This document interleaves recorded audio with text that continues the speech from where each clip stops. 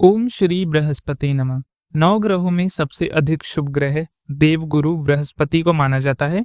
बृहस्पति एक वर्ष में एक राशि से दूसरे राशि में संचरण करते हैं और 27 नक्षत्रों से भी उनका परिभ्रम होता है। ज्योतिषों के अनुसार 9 ग्रहों के गोचर का प्रभाव हमारे जीवन पर पड़ता है। ऐसे में कभी हम सफलता की ओर तेजी से बढ़ते हैं तो कभी अनायास संघर्षों का सामना करना पड़ता है।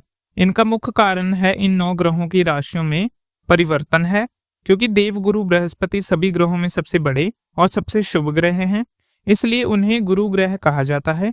देवगुरु ग्रह बृहस्पति जी की पूजा करने से सभी अन्य ग्रहों का भी शुभ फल प्राप्त होने लगता है।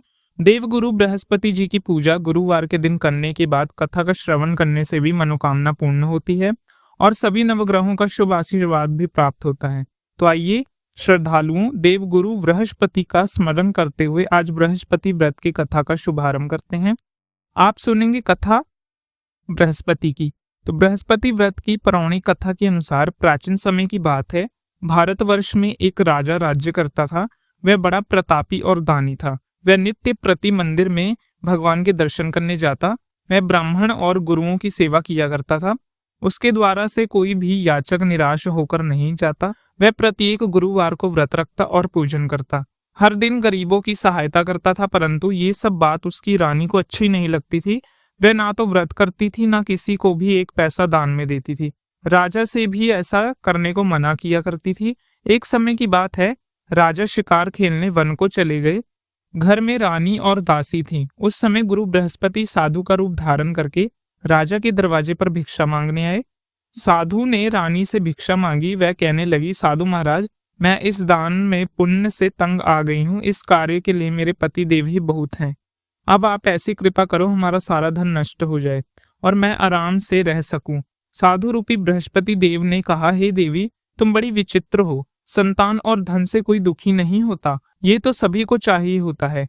पापी भी पुत्र और धन की इच्छा रखता है। अगर तुम्हारे पास धन अधिक है तो भूखे मनुष्यों को भोजन कराओ, ब्राह्मण को दान दो, धर्मशालाएं बनवाओ, कुएं, तालाब, बावड़ी, बाग, बगीचे आदियों का निर्माण तथा निर्धनों की कुंवारी कन्याओं का विवाह कराओ और यज्ञ आदि करो। इस प्रकार से कर्मों से आपके कुल का और आपके नाम प्रलोक में सार्थक होगा और स्वर्ग की प्राप्ति होगी। किंतु रानी साधु की इन बातों से खुश नहीं हुई। उसने कहा, हे साधु महाराज, मुझे ऐसा धन की बिल्कुल आवश्यकता नहीं जिसको मैं अन्य लोगों को दान दूं या जिसके रखने और संभालने से मेरा सारा समय नष्ट हो जाए। तब साधु ने कहा, हे देवी, अगर तुम्हारी ऐसी ही इच्छा है तो जैसा मैं तुम्हें बताता हूँ वैसा ही करना।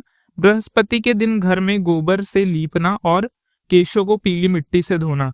राजा से कहना वह दाढ़ी कटवाए, भोजन में मांस मदिरा खाना, कपड़ा धोबी के यहाँ धुलने देना। इस प्रकार 7 बृहस्पतिवार करने से तुम्हारा सब धन नष्ट हो जाएगा।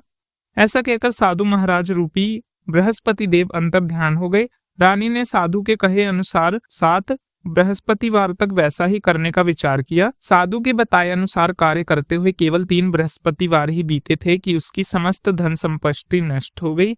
भोजन के लिए दोनों समय परिवार तरसने लगा तथा संसारिक भोगों से दुखी रहने लगे। तब वह राजा रानी से कहने लगा, रानी, तुम यहाँ पर रहो, मैं दूसरे देश जाकर आता हूँ, क्योंकि वहां पर मुझे सभी मनुष्य जानते हैं, इसलिए मैं यहाँ कोई काम नहीं कर सकता। मैं परदेश जा रहा हूँ, कोई काम धंधा करूंगा, शायद हमारे भाग्य बदल जाएं। ऐसा कहकर राजा परदेश चला गया। वह जंगल से लकड़ी काट कर लाता और शहर में बेचता। इस तरह जीवन व्यतीत करने लगा। इधर राजा के बिना रानी और दासियां दुखी रहने लगी। किसी दिन भोजन मिलता तो किसी दिन जल पीकर ही रह जाती। एक बार रानी और दासियों को 7 दिन तक बिना भोजन के रहना पड़ा। तो रानी ने अपनी दासी से कहा, हे दासी, ये पासी की नगरी में मेरी बहन रहती है, वह बड़ी धनवान है, तो उसके पास जा और वहां से 5 शर बेजर मांग कर ला, जिससे कुछ समय के लिए गुजारा हो जाए। दासी रानी की बहन के पास गई। रानी की बहन उस समय पूजा कर रही थी और उसने बृहस्पतिवार का व्रत धारण किया हुआ था। रानी की बहन से कहा, रानी, मुझे आपकी बहन ने भेजा है, मुझे 5 शेर बेजर दे दो। दासी ने ये बात अनेक बार कही, परंतु रानी की बहन ने कोई उत्तर नहीं दिया, क्योंकि उस समय वह बृहस्पति की कथा सुन रही थी। जब दासी को रानी की बहन से कोई उत्तर नहीं मिला तो वह बहुत दुखी हुई और क्रोध भी आया। वह लौटकर रानी से बोली, हे रानी, आपकी बहन तो बहुत घमंडी है। वह छोटे लोगों से बात नहीं करती, मैंने उसे बहुत बार कहा लेकिन उसने कोई उत्तर नहीं दिया और मैं वापस चली आई। रानी बोली, हे दासी, इसमें उसका कोई दोष नहीं है। जब बुरे दिन आते हैं तब कोई सहारा नहीं देता। अच्छे बुरे का पता विपरीत में ही लगता है। अब तो जो ईश्वर की इच्छा होगी वही होगा। ये सब हमारे भाग्य का दोष है। उधर रानी की बहन ने सोचा कि मेरी बहन की दासी आई थी, परंतु मैं उससे नहीं बोली। इससे वह बहुत दुखी हुई होगी। अनंत कथा सुनकर वह भगवान विष्णु का पूजन समाप्त कर वह अपनी बहन के घर आई और कहने लगी, बहन, मैं बृहस्पतिवार का व्रत कर रही थी। तुम्हारी दासी मेरे घर आई थी, परंतु जब तक कथा होती है तब तक हम लोग उठते नहीं ना बोलते हैं, इसलिए मैं नहीं बोली। कहो दासी क्यों गई थी? रानी बोली, बहन, हमारे घर अनाज नहीं, वैसे तुमसे कोई बात छिपी नहीं है। इस कारण मैंने दासी को तुम्हारे पास 5 शेर बेजर लेने के लिए भेजा था। रानी की बहन बोली, बहन देखो, बृहस्पति भगवान सबकी मनोकामनाएं पूर्ण फल करते हैं। देखो, शायद तुम्हारे घर में अनाज रखा हो। ये सुनकर दासी घर के अंदर गई तो वहां एक घड़ा बेजर का मिल गया। उसे बड़ी हैरानी हुई क्योंकि उसने एक एक बर्तन देख लिया था। उसने बाहर आके रानी को बताया। दासी अपनी रानी से कहने लगी, हे रानी, देखो, वैसे हमको जब अन्न नहीं मिलता तब हम रोज व्रत ही करते हैं। अगर इससे व्रत की विधि और कथा पूछ ली जाए तो हम भी किया करेंगे। दासी के कहने पर रानी ने अपनी बहन से बृहस्पति व्रत के बारे में पूछा। उसकी बहन ने बताया, हे रानी बहन, बृहस्पति को सूर्य देव से पहले उठकर स्नान करके बृहस्पतिवार के व्रत करना चाहिए, लेकिन उस दिन सिर नहीं धोना चाहिए। बृहस्पति के व्रत में चने की दाल और मुनक्का से विष्णु भगवान का केले के वृक्ष की जड़ से पूजन करें तथा दीपक जलाएं। उस दिन एक ही समय भोजन करें। भोजन पीले खाद्य पदार्थ का करें और कथा सुने। इस प्रकार करने से गुरु भगवान प्रसन्न होते हैं, अन्न धन पुत्र देते हैं, मनोकामना पूर्ण करते हैं। व्रत और पूजन की विधि बताकर रानी की बहन अपने घर लौट गई। रानी और दासी दोनों ने निश्चय किया कि बृहस्पति देव भगवान का पूजन जरूर करेंगे। 7 दिन बाद जब बृहस्पतिवार आया तो उन्होंने व्रत रखा। घुड़साल में जाकर चना और गुड़ बीन लाई तथा उसकी दाल से केले की जड़ तथा भगवान विष्णु का पूजन किया। अब पीला भोजन कहाँ से आए? दोनों बड़ी दुखी हुई, परंतु उन्हें व्रत किया था, इस कारण बृहस्पति देव भगवान प्रसन्न थे। एक साधारण व्यक्ति के रूप में वह 2 थालोस पीला भोजन लेकर आए और दासियों को देकर बोले, दासी, ये भोजन तुम्हारे और रानी के लिए हम दोनों लेकर आए हैं। हम दोनों कर लेने। दासी भोजन पाकर बहुत प्रसन्न हुई और रानी से बोली, रानी जी, और रानी को भोजन आने के बारे में कुछ नहीं पता था, इसलिए वह दासी से बोली, जा तू ही भोजन कर, क्यों तू हमारे व्यर्थ में हंसी उड़ाती है? तब दासी बोली, रानी, एक व्यक्ति भोजन दे गया है। तब रानी कहने लगी, वो धन तेरे लिए ही देकर गया है, तू ही भोजन कर। दासी ने कहा, वह व्यक्ति हम दोनों के लिए 2 थालोस देकर गया है, इसलिए मैं और आप दोनों ही साथ साथ भोजन करेंगे। फिर दोनों ने गुरुवार भगवान को नमस्कार कर भोजन किया। उसके बाद से वह प्रत्येक बृहस्पतिवार को गुरु भगवान का व्रत और पूजन करने लगे। बृहस्पति भगवान की कृपा से उनके पास धन धान्य हो गया, परंतु रानी फिर पहले की तरह आलस करने लगी। तब दासी बोली, देखो रानी, तुम पहले भी इस प्रकार आलस करती थी। तुम्हें धन रखने में कष्ट होता था, इस कारण सभी धन नष्ट हो गया। अब गुरु भगवान की कृपा से धन मिला है तो तुम फिर से आलस कर रही हो।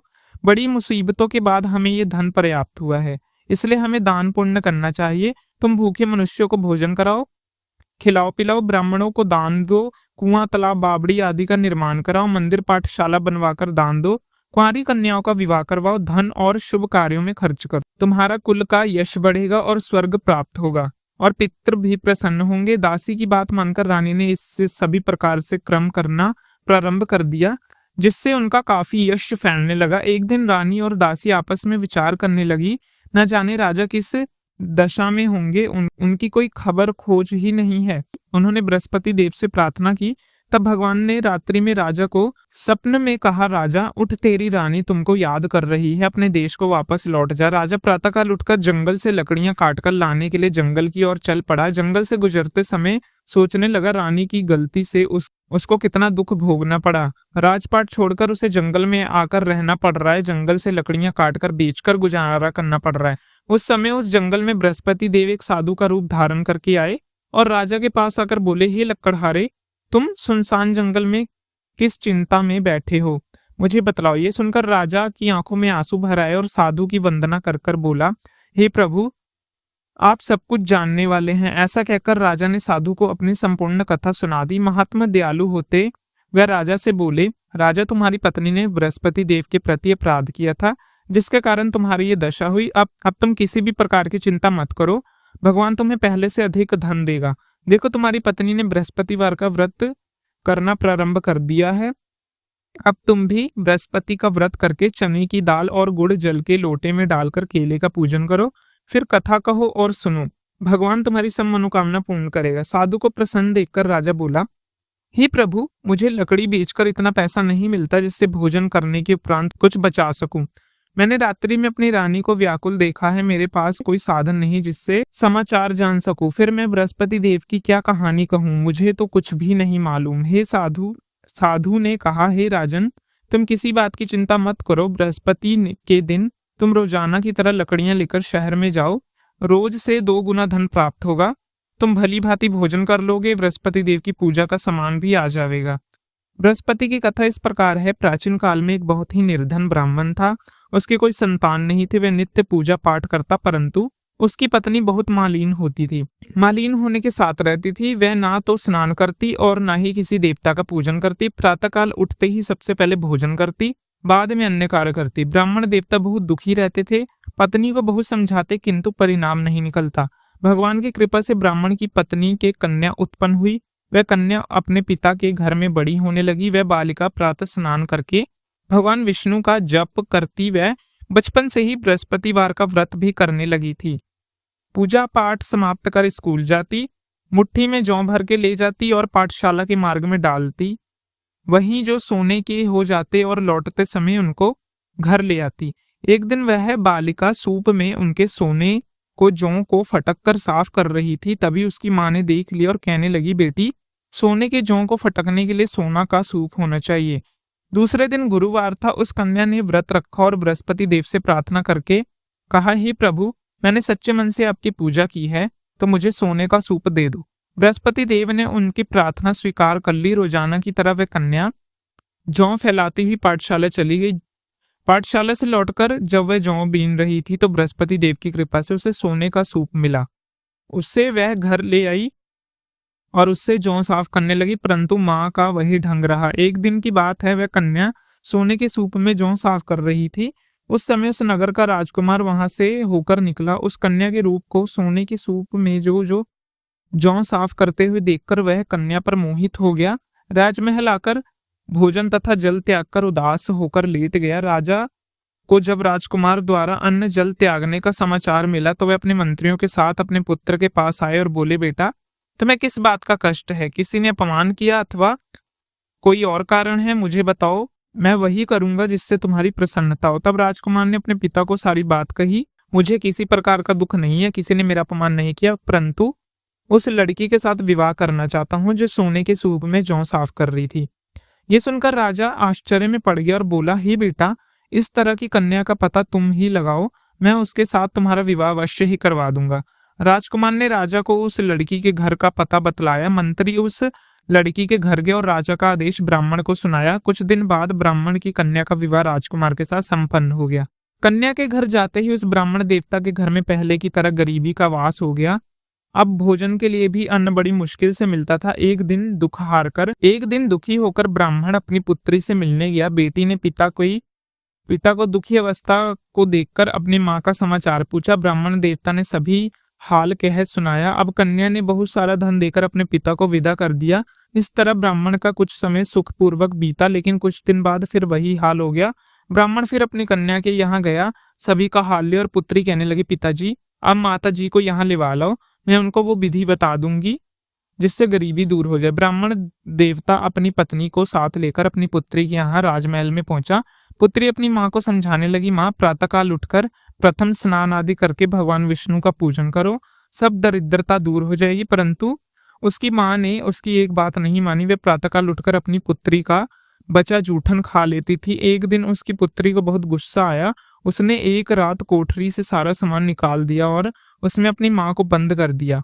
उसमें से निकाला, स्नान आदि करा के पूजा पाठ करवाया तो उसकी माँ की बुद्धि ठीक हो गई। इसके बाद वह नियम से पूजा पाठ करती और प्रत्येक बृहस्पतिवार को व्रत करने लगी। इस व्रत के पुण्य प्रभाव से उसकी माँ भी बहुत धनवान हो गई और बृहस्पति देवता के प्रभाव से स्वर्ग को गई। वह ब्राह्मण भी सुखपूर्वक इस लोक का सुख भोगकर स्वर्ग को प्राप्त हुआ। इस तरह कहानी सुनाकर साधु महाराज वहां से लौट गए। धीरे धीरे समय बीतने लगा। फिर बृहस्पति का दिन आया। राजा जंगल से लकड़ियां काटकर शहर में बेचने गए। उसे उस दिन और दिनों से अधिक धन मिला। राजा ने चना गुड़ आदि लेकर बृहस्पति का व्रत किया। उस दिन से उसके सभी कलेश दूर हुए, परंतु अगला गुरुवार का दिन आया तो बृहस्पति का व्रत करना भूल गया। इस प्रकार बृहस्पति भगवान नाराज हो गए। उस दिन उस नगरी के राजा ने विशाल यज्ञ का आयोजन किया था तथा अपने समस्त राज्य में घोषणा करवा दी, कोई भी मनुष्य अपने घर में भोजन ना बनाए, आज आग भी ना जलाए, समस्त जनता मेरे यहाँ भोजन करे और करने आए। इस यज्ञ को जो नाम मानेगा उसको फांसी दी जाएगी। राजा की आज्ञा अनुसार राज्य के सभी निवासी राजा के भोजन में सम्मिलित हुए, लेकिन लक्कड़हारा कुछ देर में पहुंचा, इसलिए राजा उसको अपने साथ महल में ले गए। जब राजा लक्कड़हारे को भोजन करा रहे थे तो रानी की दृष्टि उस खोटी पर पड़ गई जिस पर उसका हार लटका हुआ था।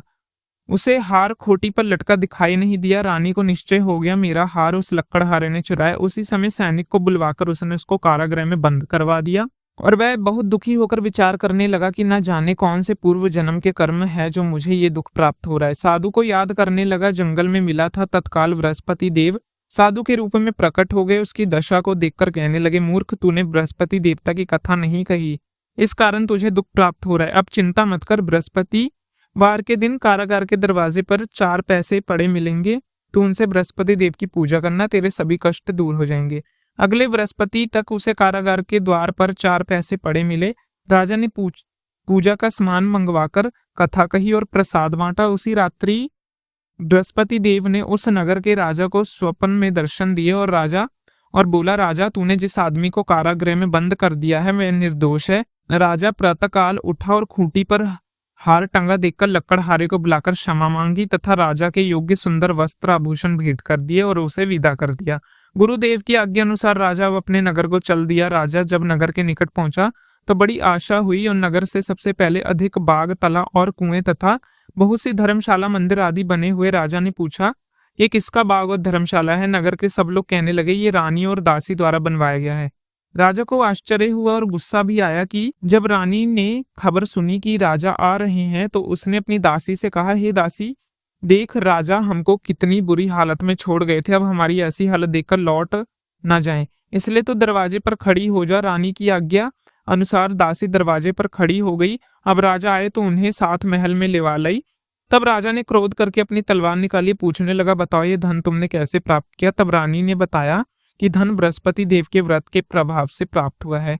राजा ने तब निश्चय किया कि 7 रोज बाद तो सभी बृहस्पति देव का पूजन करते हैं, परंतु मैं रोजाना दिन में 3 बार कथा कहा करूंगा तथा रोज व्रत किया करूंगा। अब हर समय राजा के दुपट्टे में चने की दाल बंधी रहती थी। दिन में 3 बार वह कथा कहता और एक दिन राजा ने विचार किया, चलो अपनी बहन के यहाँ आवे। इस तरह का निश्चय कर राजा घोड़े पर सवार होकर अपनी बहन के यहाँ चल पड़ा। रास्ते में उसने देखा कि कुछ आदमी एक मुर्दे को ले जा रहे हैं। उन्हें रोककर राजा कहने लगा, भाइयों, मेरी बृहस्पति की कथा सुन लो। वह बोले, हमारा तो आदमी मर गया है, तुम अपनी यहाँ कथा सुना रहे हो। परंतु आदमी बोले, अच्छा कहो, तुम अपनी कथा सुनाओ। राजा ने दाल निकाली और कथा कहनी शुरू कर दी। जब आधी कथा पूरी हुई तो मुर्दा हिलने लगा। जब कथा समाप्त हुई तो राम राम करके वह मनुष्य खड़ा हो गया। राजा आगे बढ़े तो चलते चलते शाम हो गई। आगे मार्ग में उसे किसान खेत में हल चलाता मिला। राजा उसे बोला, अरे भैया, तो मेरी बृहस्पतिवार की कथा सुन लो। किसान बोला, जब तक मैं तेरी कथा सुनूंगा तब तक 4 हरैया जोत लूंगा, अपनी कथा किसी और को सुना। राजा आगे चलने लगा। राजा के हटते ही बैल पछाड़ कर गिर गया तथा किसान के पेट में बहुत जोर से दर्द होने लगा। उसी समय किसान की माँ रोटी लेकर आई। उसने जब अपने पुत्र को ऐसी हालत में देखा तो दौड़ी दौड़ी घुड़सवार के पास गई और उससे बोला, मैं तुम्हारी कथा सुनूंगी, तू अपनी कथा मुझे सुना। और उसने अपनी दाल की पोटली खोली और कथा सुनाने लगा। उसी क्षण किसान एकदम स्वस्थ हो गया।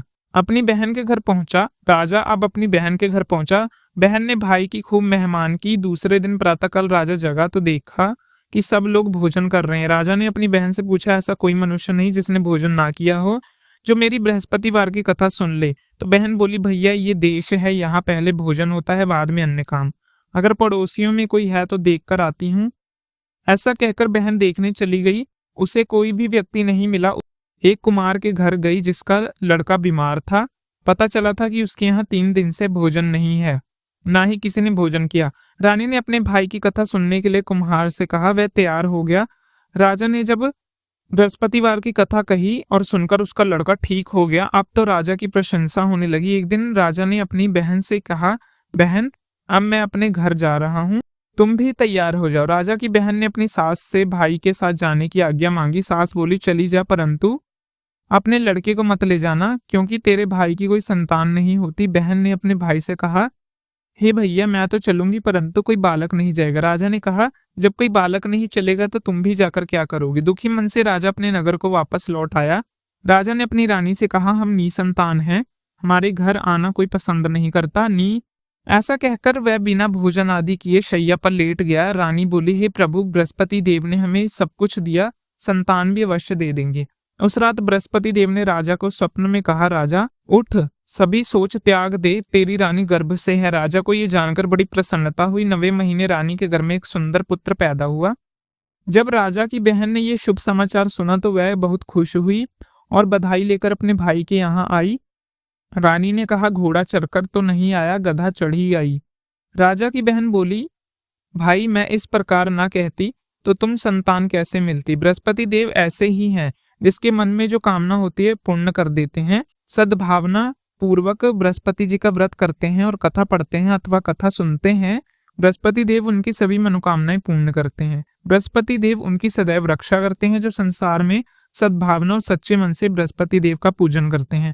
उनकी सभी मनोकामनाएं इस प्रकार पूर्ण होती है जैसे रानी और राजा ने बृहस्पति देव की कथा का गुणगान किया। उनकी सभी इच्छा बृहस्पति देव ने पूर्ण की। मनुष्य के हृदय में उनका मनन करते हुए जयकारा लगाया। तो प्रेम से बोलिए, बृहस्पति देवता की जय। तो ये थी आज की वीडियो जिसमें मैंने आपको गुरुवार के दिन बृहस्पति देव की कथा सुनाई सच्चे मन से। तो सच्चे मन से कमेंट बॉक्स में बृहस्पति देवता की जय अवश्य लिखें। हे बृहस्पति देवता, जैसे आपने लोगों के काम सिद्ध किए हैं वैसे हमारे भी काम सिद्ध करना। ऐसे ही मन में कामना रख के इस कथा को श्रवण करने वाले इंसान की सभी मनोकामनाएं पूर्ण हो जाएंगी। तो आशा करता हूं कि आपको ये व्रत कथा अच्छी लगी तो चैनल को सब्सक्राइब करके वीडियो को लाइक जरूर करें।